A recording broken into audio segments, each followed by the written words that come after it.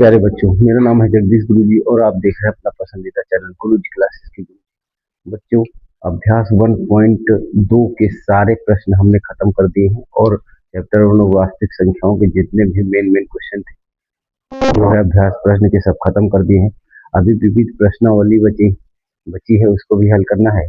और आज भी उदाहरण जो है इम्पोर्टेंट उदाहरण है उसके, जिससे जो एग्जाम में पूछे बहुत ज़्यादा जाते हैं, तो उन जो है उदाहरणों को हम देख ले रहे हैं आज। अच्छे से आप कॉपी पेन लेकर नोट कर लीजिए और चैनल को सब्सक्राइब करिए और वीडियो को लाइक करिए, प्यारा सा कमेंट करिए। चलिए चलते हैं। देखिए जरा, क्वेश्चन आपका बहुत ही जबरदस्त है और ये परीक्षा में बहुत बार पूछा जाता है, इसलिए आपको बहुत कायदे से इसको ध्यान देना है। 65 और 117 के एचसीएफ को 65 m - 117 के रूप में दर्शाया गया है। m का मान ज्ञात कीजिए, साथ ही अभाज्य गुणनखंड विधि के प्रयोग से 65 और 117 का एलसीएम भी ज्ञात कीजिए। दो प्रश्न इसमें दिए गए हैं और दो प्रश्न आपको ध्यान देने हैं। पहला प्रश्न क्या है कि 65 और 117 के एचसीएफ को 65 m के रूप में दर्शाया गया है। m का मान आपको बताना है और उसके बाद एलसीएम ज्ञात करना है। तो इसमें दो है, तो चलिए चलते हैं। ध्यान दीजिए जरा। सबसे पहले करेंगे क्या, हम 65 के आप खंड कर लेंगे तो कितना खंड करेंगे, 13 गुणे 5। 65 के खंड किया तो 13 गुणे 5 हो जाएंगे।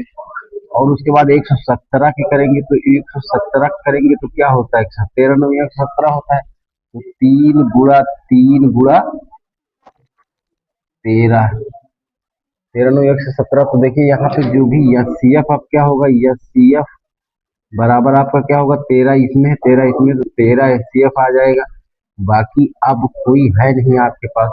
अब देखिए ना, 3 यहाँ है, 3 यहाँ नहीं, 3 यहाँ पे है, 3 यहाँ नहीं, 5 यहाँ, 5 यहाँ नहीं। तो ये हो गया आपका जो है एचसीएफ। तो यहाँ पे हम देखिए जरा ध्यान से क्या करते हैं। सबसे पहले अब लिखते हैं, आपको देखिए यहाँ पे लिखा है 65 m - 117 बराबर आप 13 करेंगे। और यहाँ पे देखिए 65 m बराबर क्या होगा, 17। 117 को आप ले लेंगे तो 13 + 117 हो जाएगा। और 65 m बराबर अब क्या होगा, इनको दोनों को जोड़ देंगे तो 130 आ जाएगा। और यम बराबर आपका क्या होगा, 130/65 हो जाएगा। तो 65 एकम 65, 65 दूना 130। यम बराबर आपका कितना हो जाएगा, यम का मान 2 आ गया है आपका। अब यहाँ पे एक आंसर तो क्लियर हो गया है, m बराबर 2, लेकिन एक आंसर आपका रह गया। अभी एलसीएम आपको बताना है। तो यहाँ पे देखिए एलसीएम बराबर होता क्या है, आपको ध्यान देना है। एलसीएम बराबर क्या होता है, पहली संख्या और गुणे दूसरी संख्या और बटे आपका एचसीएफ। तो यहाँ देखिए पहली संख्या आपकी कितनी है, 65। दूसरी संख्या 100, दूसरी संख्या आपकी कितनी है, 117। और आपका एचसीएफ कितना है भाई, 13। तो 13 के 13, 13 × 5 = 65। और इसका 5 5 7 35 के 5 और 11 × 5 = 55 और 3 58, यानी 585।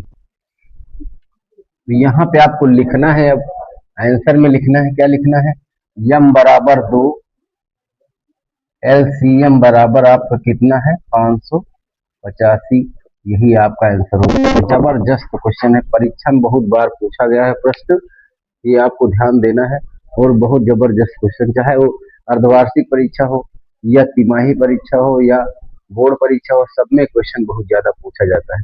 अब देखिए नीचे वाला क्वेश्चन क्या है, व्याख्या कीजिए कि 3 × 12 × 101 + 4 एक भाज्य संख्या है या अभाज्य संख्या। तो यहाँ पे आपको देखना है जरा ध्यान से। सबसे पहले यहाँ लिखेंगे 3 × 12 और गुणा कितना है, 101 प्लस कितना, 4। तो ये आपको भाज्य संख्या है कि अभाज्य संख्या, ये बताना है। भाज्य अभाज्य संख्या कौन सी होती है, अभाज्य संख्या वे होती हैं जो किसी से नहीं कटती हैं, केवल अपने से कटती हैं। तो भाज्य संख्या ऐसी संख्याएं होती हैं जो सबसे कट जाती, मतलब जो 2 से कट जाती हैं, वो भाज्य संख्याएं होती हैं। और जो है, तो चलिए चलते हैं। देखिए जरा यहाँ पे सबसे पहले 3 और गुणा आप 12 को क्या लिख सकते हैं, 3 × 4 लिख सकते हैं। 12 को खंडों में तोड़ दिया हमने, फिर गुणा 101 प्लस कितना है, 4। अब यहाँ पे हम 4 कॉमन ले लेते हैं। तो देखिए 4 कॉमन लेंगे तो 3 तरफ का 9 हो जाएगा ये पहले, और ये 4 की जगह कोई मतलब है, 4 से 4 खत्म। और गुणा आपका क्या हो जाएगा, एक प्लस एक, ये हो जाएगा इसका, क्योंकि 4 कॉमन हो तो एक आ जाएगा। अब यहाँ पे 4 आप देखिए जरा ध्यान से, 9 का गुणा 180 करेंगे 9, 0 9 प्लस 1। अब 909 में एक जोड़ेंगे तो यहाँ क्या होगा, 4 गुणा 910, 909 है एक जुड़ जाएगा उसमें, 910 हो गया, 4 से गुणा कर देंगे इसको तो 4 जीरो जीरो, 4 एक 4, 36। ये आपकी क्या है, एक भाज्य संख्या है, क्योंकि 2 से कट जाएगी तो ये भाज्य संख्या है, भाज्य संख्या है, यही आपका आंसर हो जाएगा। इम्पोर्टेंट क्वेश्चन ये भी था, ऐसा क्वेश्चन एक परीक्षा में जरूर पूछा जाता है, ये आपको ध्यान रखना है। तो वीडियो कैसा लगा है हमें आप कमेंट में बताएं, और एक जो है सर चैनल सब्सक्राइब करें। आपको आपके अच्छे नंबर आएंगे इस चैनल के माध्यम से, अगर आप पढ़ाई कर दें तो अच्छे से अच्छे नंबर आपके आएंगे। और वीडियो को लाइक करें, एक प्यारा सा